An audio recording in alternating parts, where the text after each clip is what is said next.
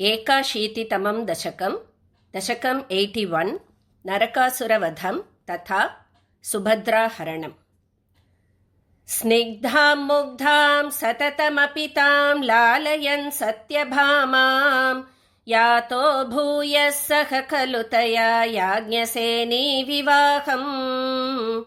पार्थप्रीत्यै पुनरपि मनागास्थितो हस्तिपुर्याम् शक्रप्रस्थं पुरमपि विभो संविधायागतो भूः। भद्रां भद्रां भवदवरजां कौरवेणार्थ्यमानां त्वद्वाचा तामहृतकुहनामस्करी शक्रसूनुः। तत्र क्रुद्धं फलमनुनयन् प्रत्यगास्तेन सार्धम् शक्रप्रस्थं प्रियसखमुदे सत्यभामा सहायः।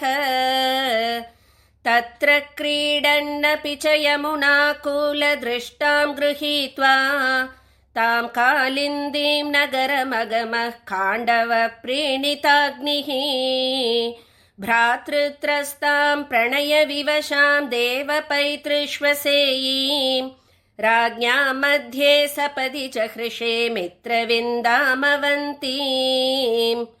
सत्यां गत्वा पुनरुदवहो नग्नजिन्नन्दनां तां बद्ध्वा सप्तापि च वृषवरान् सप्तमूर्तिर्निमेषात्।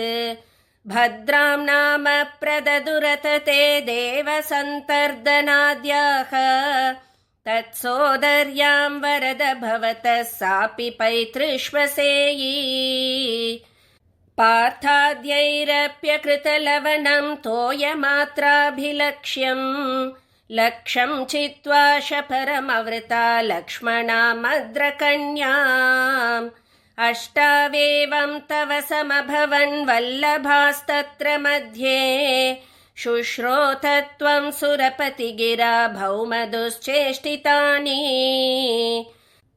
स्मृतायातं पक्षी प्रवरमधिरूढस्त्वमगमः वहन्नङ्के भामामुपवनमिवारातिभवनम्।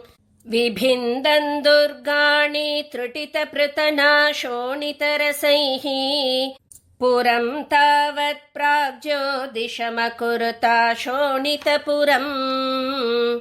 मुरस्त्वां पञ्चास्यो जलधिवनमध्यादुदपतत् सचक्रे चक्रेण प्रदलितशिरामंशु भवता। चतुर्दन्तैर्दन्तावलपतिभिरिन्दानसमरं रथाङ्गेण चित्वा नरकमकरोस्तीर्णनरकम्।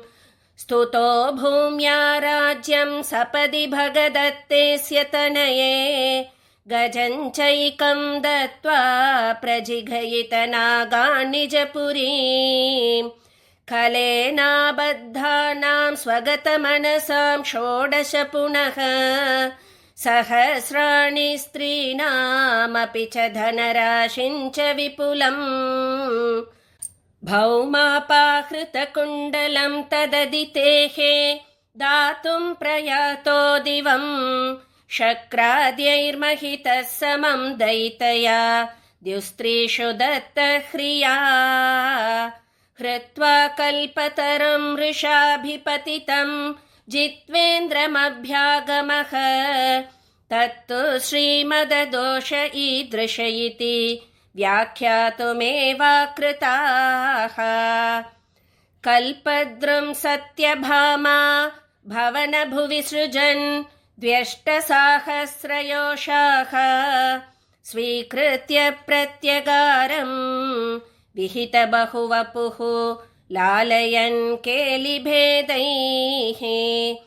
आश्चर्यान्नारदालोकित विविधगतिस्तत्र तत्रापि गेहे भूयः सर्वासु कुर्वन् दश दश तनयान् पाहि वातालयेश। सदा सर्वत्र गोविन्दनाम संकीर्तनं गोविन्दा गोविन्दा। श्री गुरुवायूरप्पा शरणं श्री हरये नमः।